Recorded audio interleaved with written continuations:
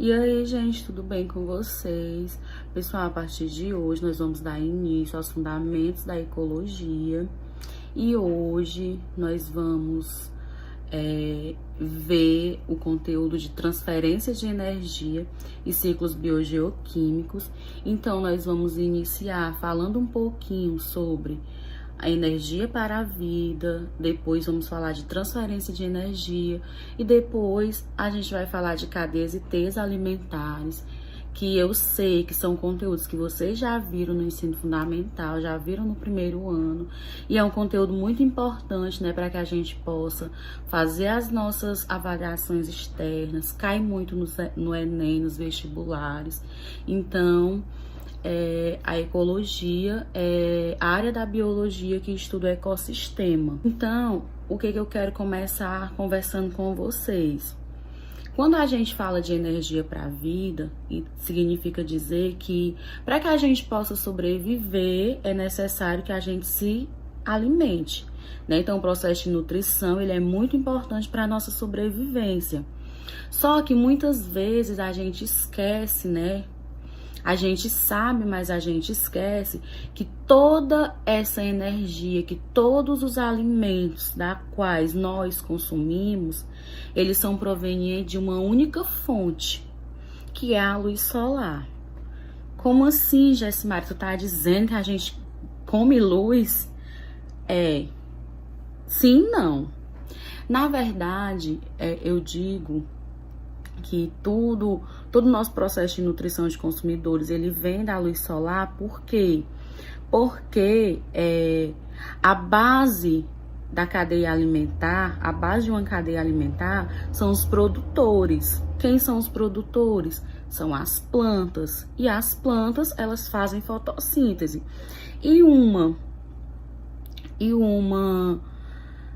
Um componente primordial para que a fotossíntese ela ocorra é a luz solar. Então, se não tiver luz, não adianta ter água, não adianta ter gás carbônico se não tiver a luz solar, né? Então, esses componentes, eles reagem entre si para que aconteça o processo de fotossíntese. Então, os produtores, eles arrastam, né, todos as quantidades de energia que é necessária para a nossa sobrevivência, que é o que eu vou explicar para vocês agora no que se diz respeito à transferência de energia. Vocês sabem que para realizar a fotossíntese é necessária a presença de água, gás carbônico, reagindo com a luz solar para nós obtermos como produto água, oxigênio e glicose. No caso, a glicose ela é a fonte energética dos seres fotossintetizantes, que são as plantas. E nós sabemos que existem animais, que são os animais herbívoros, que se alimentam de plantas, e tem os animais carnívoros, que se alimentam desses animais herbívoros e outros tipos. Então, pessoal, mediante essas informações, a gente conclui que a porta de entrada para a energia solar nos sistemas vivos é a fotossíntese. A absoluta maioria dos organismos da Terra obtém energia para sua vida, direta ou indiretamente, do Sol. Por isso, a importância dele para a nossa vida. Quando a gente fala de fotossíntese, a gente tem que entender que ela é muito importante para todos os tipos de vida. Na prática, para a gente entender o que é transferência de energia, é importante também que a gente entenda para onde que essa energia vai, né? Quando a gente se alimenta, essa energia vai ser absorvida pelas nossas células. Essa quantidade de energia química que a gente acumula nas nossas células, ela vai caracterizar a nossa biomassa. A quantidade de matéria orgânica que constitui as nossas células, né? No caso, a energia química que a gente recebe através dos alimentos. E para a gente aqui entender um pouco dessa questão de transferência de energia, de fluxo de energia, eu vou mostrar aqui para vocês um esquema para a gente entender por que o Sol, né, é a fonte primária de energia do ecossistema e por que o fluxo de energia ele é unidirecional e decrescente, ó. Unidirecional e decrescente. Então, ele segue por uma linha reta e ele vai ser decrescente. Por quê? Porque de acordo com o nível trófico de cada ser vivo, quanto mais longe ele estiver do produtor, menos energia ele vai receber, porque essa energia ela vai sendo transferida, ela vai sendo transmitida de um nível trófico para outro. E antes disso, pessoal, eu queria também que vocês entendessem o que é o nível trófico. O nível trófico é a posição que cada ser vivo ocupa na cadeia alimentar. Então, aqui, por exemplo, a gente tem, né, os níveis tróficos. Primeiro nível trófico aí, vegetal. Segundo nível trófico, pássaro. Terceiro nível trófico, coruja. Quarto nível trófico, gavião. Então, o nível trófico ele vai corresponder a essa posição que cada um ocupa na cadeia alimentar. Então, o primeiro nível trófico é o que inicia a cadeia alimentar, que sempre vai ser ocupado pelos organismos autotróficos, no caso, as plantas, né, terrestres, que são fotossintetizantes. Aí, o segundo nível trófico vai ser o pássaro, no caso, ele é consumidor primário. Terceiro, o rato, consumidor secundário. Quarto, a coruja, que vai ser consumidor terciário. E por último aí o gavião, que vai ser consumidor quaternário. Então, essa posiçãozinha que o indivíduo ocupa na cadeia alimentar, ele vai caracterizar a questão dos níveis tróficos. E os organismos que ocupam a posição terminal numa cadeia alimentar são os decompositores, ou seja, o último nível trófico. Então, assim, todo organismo, quando morre, ele vai servir, né, de alimento para os decompositores. Porque os decompositores, eles vão transformar a matéria orgânica em matéria mineral, que posteriormente ela vai ser convertida em nutrientes para o solo e para a água, para que as plantas elas possam realizar a fotossíntese. Vamos lá, pronto. A gente já conhece, né? Então, o fluxo de energia ele tem que ser unidirecional e decrescente. Então, o Sol vai ser a fonte primária da energia de todos os ecossistemas. Aí, aqui eu vou ter um esquema que vai me mostrar bem direitinho como é que funciona esse fluxo de energia. O Sol, ele vai enviar sua energia para o capim, que é um produtor, no caso, né? A planta fotossintetizante. O capim, por sua vez, vai servir de alimento para o coelho, certo? O coelho, posteriormente, vai servir de alimento para a cobra. A gente percebe aqui que, pelos tamanhos das barras, representa que esse fluxo de energia, ele vai caindo de acordo com cada nível trófico, certo? E o gavião, quando ele se alimenta da cobra, aí a quantidade de energia que ele absorve já é bem menor. Então, significa que, né, que houve a dissipação da energia de acordo com o andar, né, da cadeia alimentar, de acordo com o processo de cadeia alimentar que ocorreu aqui nesse exemplo que foi dado, certo? Capim serve de alimento para o coelho, o coelho serve de alimento para a cobra serve de alimento para o gavião.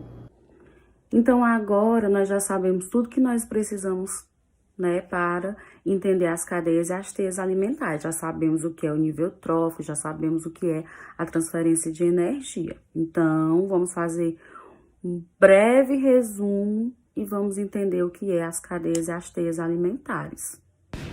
Só a título de informação, né, para a gente relembrar, nós temos animais carnívoros, que são os que se alimentam de outros animais, né? Nós temos os animais herbívoros, que são os que se alimentam de plantas e vegetais. E nós temos também os onívoros, né, que são os seres que têm uma alimentação diversificada. A cadeia alimentar é a forma mais simples que nós temos de representar as relações alimentares entre os seres vivos, porque ela possui características unilateral, onde a gente pode identificar os níveis tróficos com bastante facilidade, né? Como é o exemplo dessa cadeia aqui, onde o capim vai servir de alimento para a cutia e a cutia ela vai servir de alimento para a onça. Então, vamos aqui relembrar os níveis tróficos, né? As características dos níveis tróficos. Os produtores são os seres vivos fotossintetizantes e autotrófos, né? Que é aqueles que produzem o seu próprio alimento, a base da cadeia alimentar. Os consumidores são os animais herbívoros e os animais carnívoros, ou seja, os herbívoros que se alimentam de plantas e os carnívoros de outros animais, e os decompositores que ficam lá no finalzinho da cadeia alimentar, que são os fungos e as bactérias que transformam a matéria orgânica em matéria mineral que vai retornar para a natureza. E esses minerais serão reutilizados pelas plantas para o seu processo de crescimento. Vamos entender. O sol vai alimentar a planta alimenta o gafanhoto alimenta o sapo alimenta a cobra alimenta o gavião, e todos esses indivíduos, quando eles morrerem, eles vão servir de matéria orgânica para os fungos e para as bactérias, que vão transformar essa matéria orgânica em matéria mineral, que vai nutrir o solo para que as plantas elas possam se desenvolver. E todo esse processo que acabamos de ver é chamado de ciclo da matéria. Agora, vamos entender um pouco sobre teias alimentares. Na natureza, vários seres vivos têm uma alimentação diversificada. Isso faz com que as cadeias alimentares elas se entrelacem, né? Por exemplo, o capim ele vai servir de alimento para o gafanhoto, para o coelho, para o rato. E esses três, eles vão servir de alimento para a cobra. E a cobra, ela vai servir de alimento para a águia. Sem a águia, que é um predador da cobra, o número de cobras, ele iria aumentar, impactando na sobrevivência dos ratos, dos coelhos e dos gafanhotos. Então, pessoal, dessa forma, o desaparecimento das águias causaria um desequilíbrio ambiental. E é a partir disso que eu quero que vocês entendam que o objetivo das teias e das cadeias alimentares é equilibrar o meio ambiente. Essas pirâmides ecológicas, elas são representações gráficas desse fluxo de energia que ocorre entre os níveis tróficos. Ok? Então, eu vou deixar aqui umas imagens, vou deixar algumas explicações, que é para a gente poder entender melhor. Aqui nós temos o modelo padrão de uma pirâmide ecológica, certo? E aqui, como vocês podem ver, os produtores representados por essa primeira barra são chamados de a base da cadeia alimentar. As outras barras, né? A lilás, a laranja e a amarelas são representadas pelos consumidores. Nós temos aqui os consumidores primários, depois vem os consumidores secundários, depois vem os consumidores terciários. Como vocês podem observar aqui nessas pirâmides, nós não temos os decompositores. Por que nós não temos os decompositores? Porque os decompositores, eles não são representados nessas pirâmides ecológicas. Existem 4 tipos de pirâmides ecológicas: a pirâmide de número, de energia, de massa e a pirâmide invertida. Quando falamos em pirâmide de números, estamos nos referindo à quantidade de indivíduos envolvidos na cadeia alimentar. Ou seja, essa representação gráfica, ela vai indicar o número de indivíduos em cada nível trófico.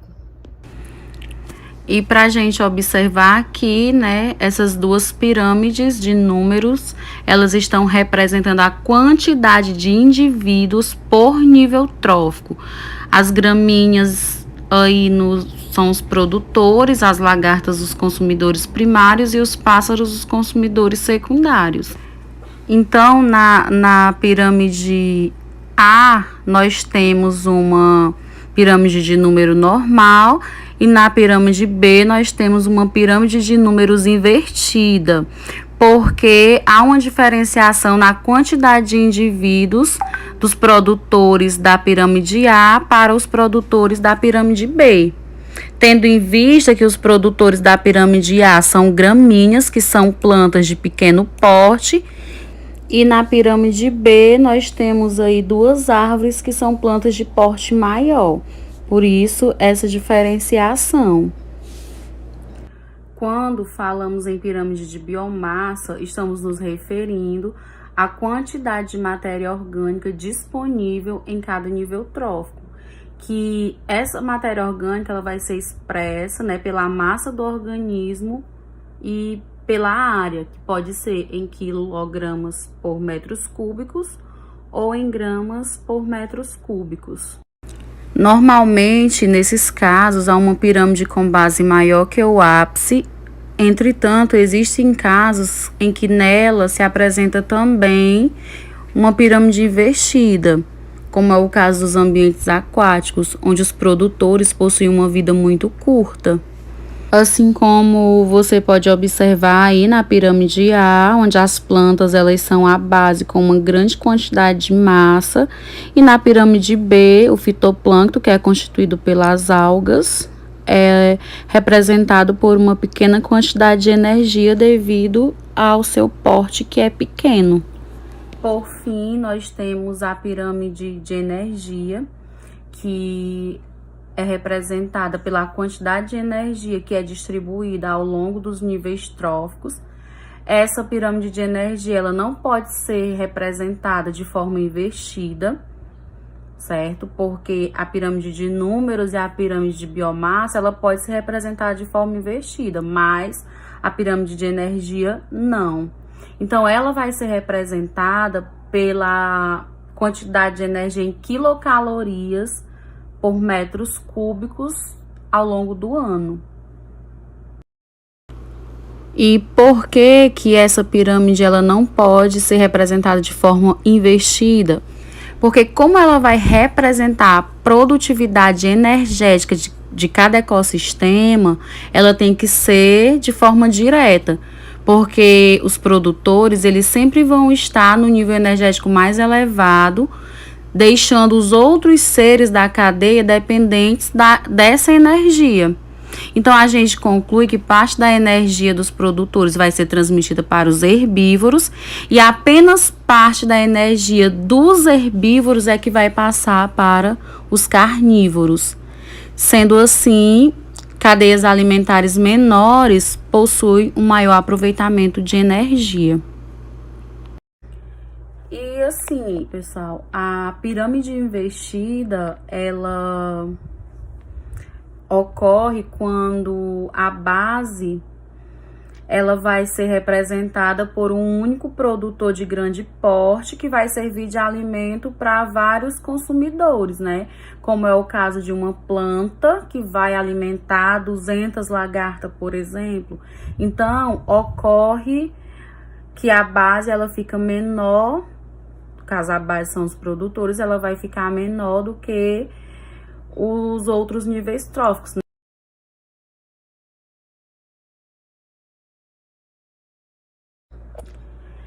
E a capacidade dos organismos de um nível trófico de aproveitar a energia recebida e transformar em biomassa, nós chamamos de produtividade, que é o ponto que nós vamos ver agora. Então, assim, gente, um pouquinho de atenção. Existem dois tipos de produtividade. A PPB, que é a produtividade primária bruta, e a PSB, PPB, que é a produtividade secundária bruta. Ok? Vamos lá. A produtividade primária bruta é a quantidade de energia que as plantas, né, no caso, os seres autotróficos e fotossintetizantes, produzem durante a fotossíntese, ok? Dentro dessa produtividade primária bruta, que é essa quantidade de energia que é produzida no final da fotossíntese, a planta ela vai usar uma certa quantidade dessa energia para suas atividades vitais, né? Como é o caso da respiração celular, porque elas também respiram, obviamente. O que sobra é o que ela vai armazenar como biomassa. E essa sobra nós chamamos de produtividade primária líquida. Tá, mas para que serve essa sobra? Essa sobra é a energia que vai poder ser transmitida para o consumidor primário, que no caso é o herbívoro, né? Ao se alimentar dessa planta, certo? Segundo tipo, que é a produtividade secundária bruta. Já a produtividade secundária bruta, ela tá ligada aos consumidores primários, secundários, não importa. Que é o quê? É a quantidade de energia que eles absorvem quando eles se alimentam. Uma árvore, ela produziu na fotossíntese 1000 quilocalorias. Ok. Essas 1000 quilocalorias é a produtividade primária bruta da árvore. Por que eu chamo de primária? Porque os produtores são a base da cadeia alimentar. Então, eles são os primeiros, eles são o primeiro nível trófico, certo? Então, ele produziu 1000 calorias na fotossíntese, gastou 200 calorias com o processo de respiração e outros processos, sobrou 800 calorias para que ele pudesse produzir a sua biomassa. Aí vem uma vaca e come parte dessa árvore. Então, digamos que se ela comer a árvore toda, ela absorveu 800 quilocalorias. Que no caso, a produtividade da vaca, nesse momento que ela absorve essas 800 quilocalorias, é a produtividade secundária bruta, porque a vaca é um consumidor. E o tipo de produtividade dos consumidores é a secundária, né? Porque eles já são a partir do segundo nível trófico em diante. Beleza. Aí, a vaca absorveu 800 quilocalorias, gastou 400 com as suas atividades vitais, né? Respiração, locomoção, né? Todas as atividades vitais, que a energia que a gente precisa para sobreviver. Aí ela morreu, ela foi morta e na biomassa dela, já que ela gastou 400, sobrou 400 quilocalorias. Quem for se alimentar dessa vaca só vai absorver as 400 quilocalorias que sobrou.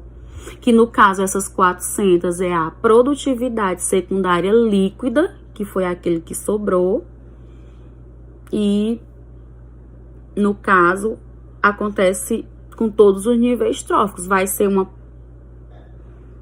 a produtividade é o entendimento maior que vocês vão ter da dissipação de energia entre os níveis tróficos. Só que agora, quando a gente estuda produtividade, a gente vê em números, tá certo? Eu vou tentar aqui fazer para vocês um exemplo de tudo isso que eu acabei de dizer. Vamos entender um pouco sobre a produtividade. Pronto, no nível dos produtores, uma árvore produz 1000 quilocalorias na fotossíntese, então significa que essas 1000 quilocalorias é a PPB, ou seja, a produtividade primária bruta desta árvore. Então, digamos que a árvore usou 100 quilocalorias na respiração celular, sobrando 900 quilocalorias. Essas 900 quilocalorias é a PPL da árvore, ou seja, a produtividade primária líquida. Que é isso? É aquela quantidade de energia que sobrou para ser transferida para o próximo nível trófico. Então, se a gente for colocar isso na ponta do lápis, né, fazer uma continha, para eu encontrar a produtividade primária líquida dos seres fotossintetizantes, eu pego a produtividade primária bruta, que no caso aqui é 1.000 quilocalorias, e subtraio pela quantidade de quilocalorias que foi usada na respiração celular da planta, que vai resultar em 900 quilocalorias, que vai ser utilizado no próximo nível trófico. Quando a vaca ela se alimenta da árvore, a vaca vai absorver a PPL da planta, que é aqueles 900 quilocalorias que sobraram. Só que para a vaca, esses 900 quilocalorias é a PSB, ou seja, é a produtividade secundária bruta da vaca, porque é o que ela vai estar absorvendo. Por que é secundária? É secundária porque ela não produziu. Ela simplesmente absorveu no momento em que ela se alimentou da árvore. Se a vaca gasta 400 quilocalorias na respiração celular, vai sobrar 500 quilocalorias para que ela forme a sua biomassa.